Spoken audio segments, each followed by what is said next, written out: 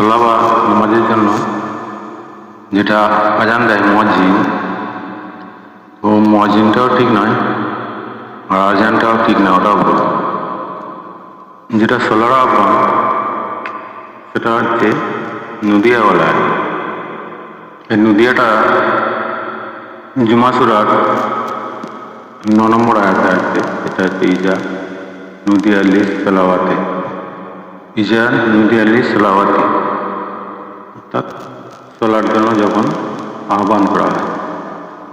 আর যেটা আজান আজান দিয়ে যেটা মুয়াজ্জিন যেটা আজান দেয় সেটা হচ্ছে ঘোষণা। মুয়াজ্জিন হচ্ছে ঘোষণাকারী, আর আজান হচ্ছে ঘোষণা। যেটা আছে 7 নম্বর সূরার অর্থাৎ আরাফ সূরার 44 নম্বর আয়াতে।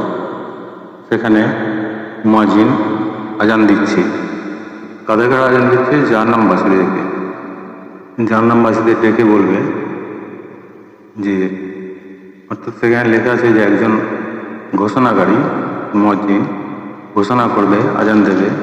কি বলবে? তোমাদের মধ্যে ঘোষণা করবে যারা জাহান্নামী তাদের করে জালেমদের ওপর আল্লাহর অভিশাপ, জালেমদের ওপরে আল্লাহর অভিশাপ।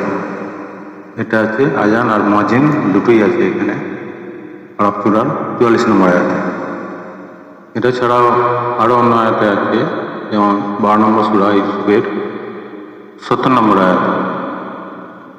সেখানেও আজান দিচ্ছে মুয়াজ্জিন। সেখানে কি বলছে? যে একজন ঘোষণাকারী ঘোষণা করলো, নামাজের জন্য বা চলার জন্য নয়, আহ্বান করলো না, ঘোষণাকারী ঘোষণা করলো। আহ্বান আর ঘোষণার মধ্যে অনেকটাই তফাৎ। তাহলে এখানে যে মসজিদে যে মুয়াজ্জিন যে আজান দেয়, তাহলে এরা কি জাহান্নামবাসীদের এখানে জাহান্নামে নিয়ে যাওয়ার জন্য, শাস্তির ভয় দেখানোর জন্য? কোনো কিছু নয়। খারাপ ভাববে না কথাটা। যেটা মুয়াজ্জিন বলে আজান দিচ্ছে, সে মুয়াজ্জিন আজান দিচ্ছে এখানে সূরা আরাফের 44-এ বলছে, তো মুয়াজ্জিন আজান দিচ্ছে জাহান্নামীদেরকে ভয় দেখানোর জন্য। কিসের ভয়? যে আল্লাহর অভিশাপ তোমাদের হবে। এরা কি জাহান্নামে নিয়ে যেতে চাইছে আহ্বান করে, মানে আজান দিয়ে ঘোষণা করে? আহ্বান করা, ডাকা, এগুলো আলাদা ভাষা আরবিতে। নদিয়া, নিদা, দা, এগুলো হচ্ছে আহ্বান করা বা ডাকা। যেমন 40 নম্বর সূরা ফুসিলাত, যেটাকে আমিন সাজদা বলা হয়, 33 নম্বর আয়াতে বলছে যে তার চেয়ে ভালো কথা কে বলে? যে আল্লাহর দিকে আহ্বান করে, ডাকে, সৎ কাজ করে এবং বলে যে আমি একজন আত্মসমর্পণকারী। ওখানে কি লেখা আছে? দা। কিন্তু আজান শব্দটা সেখানে লেখা নেই। ডাকা বা আহ্বান করাটা অ্যাকচুয়ালি আল্লাহ কোরআনের দৃষ্টান্ত, যেটা কোরআনের মধ্যে বিধান দিয়েছে, সেটা গোপনে ডাকতে বলছে, গোপনে। মাইকে সিল্লে ডাকার কথা বলেনি, গোপনে। গোপনে ডাকার কথাটা সূরা আরাফে 55 নম্বর আয়াতে আছে। তোমরা তোমাদের প্রতিপালকের দিকে বিনয়ের সঙ্গে এবং গোপনে আহ্বান করো, ডাকো। আর এই সীমা যারা লঙ্ঘন করে, চিল্লায় বা মাইকে করে যারা চিল্লায়, এই সীমা লঙ্ঘনকারীকে আল্লাহ পছন্দ করেন না। 55 নম্বর আয়াত সূরা আরাফ। তাহলে যারা চিল্লে মাইকিং করে ডাকছে, ওদেরকে তো আল্লাহ পছন্দ করে না, এখানে পরিষ্কার বোঝা যাচ্ছে। আল্লাহ বলছে একটা মানে সঙ্গ থাকা দরকার, গোষ্ঠী বা দল, যারা আল্লাহর দিকে আহ্বান করবে।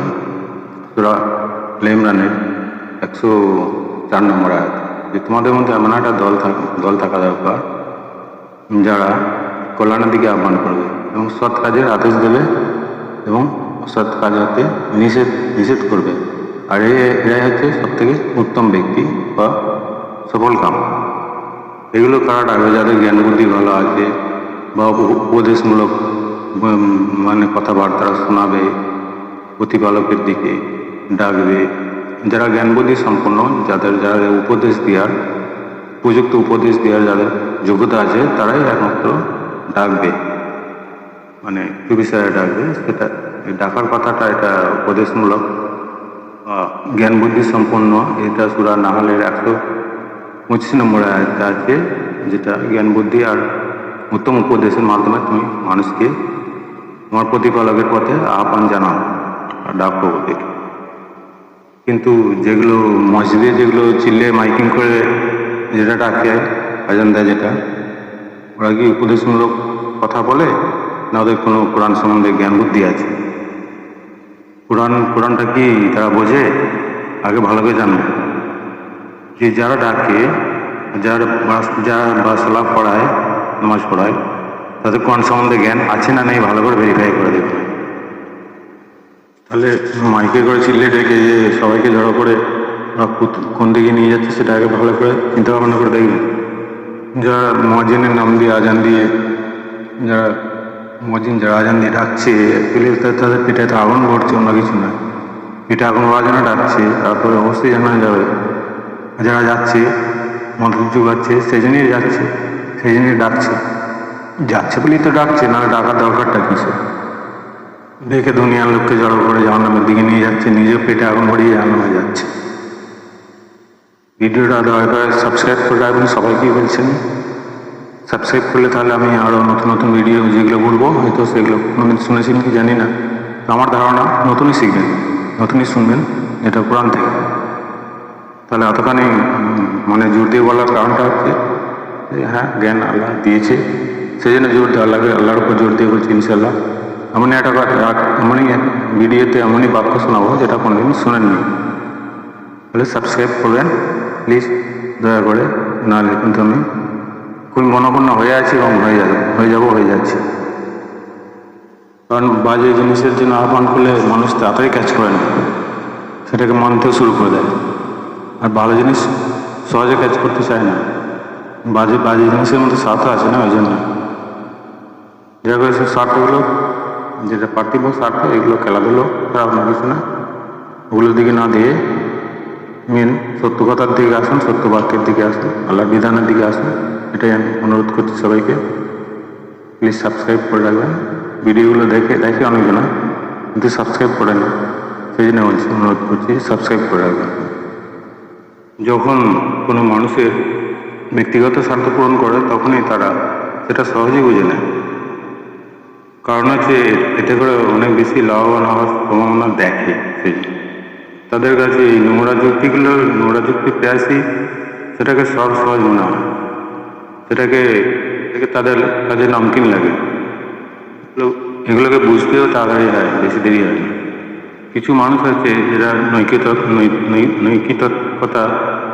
নৈতিকতা বা সঠিক ভুল বিচার না করি এবং নিজেদের লাভ দেয়, শুধু নিজেদের লাভ দেয়, তার ফলে কি হয়, নোংরা যুক্তি সহজেই গ্রহণ করে ফেলে। কি হয়, এগুলো মানুষ আবেগে বসে। এগুলো কিছু মানুষের ক্ষেত্রে হয়, সেগুলো কিছু মানুষের ক্ষেত্রে যেগুলো যেমন পারিবারিক বা সামাজিক বা শিক্ষার কোনো অভাব থাকে, অথবা নৈতিক মূল্যবোধের অভাব, এগুলোর কারণে হচ্ছে যে এটা নোংরা বুদ্ধি, নোংরা যুক্তি দ্রুত গ্রহণের এটাই হচ্ছে একমাত্র কারণ। অনেক বেশি বলা হয়ে গেল, অপরাধ হলে ক্ষমা করবেন। আমি ভিডিও শেষ করছি। আল্লাহ হাফিজ।